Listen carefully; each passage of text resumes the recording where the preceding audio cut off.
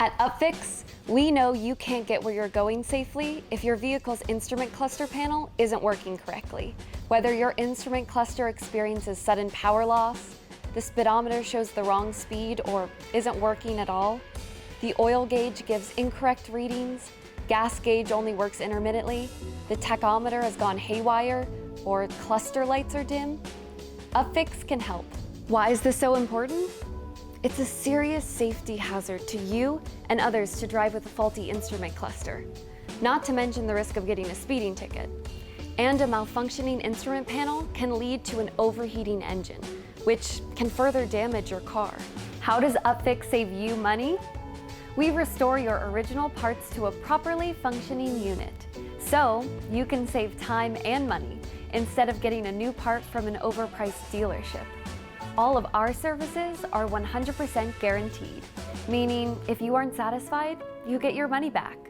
And since UpFix uses your original part in the repair, there's no need to code in a new part for your vehicle VIN, since your odometer mileage reading will not change. Here's how it works. Step 1. Visit UpFix.com. Search the make and the model of your vehicle. Step 2.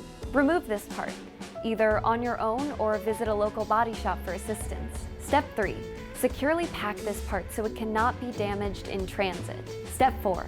On UpFix.com, add the replacement part to your cart and check out. Print out the order confirmation and include it in your shipment. Step 5. The package arrives at UpFix facilities. The process is quick and simple. We will send you a text message making sure that you are updated every step of the way. Our expert team will repair or replace this part and ship it back to you. When you or your local body shop reinstall this part, your instrument cluster will be restored to its factory settings without any additional programming required, meaning you can get back on the road safely. So join our nearly 200,000 satisfied customers and check out UpFix.com.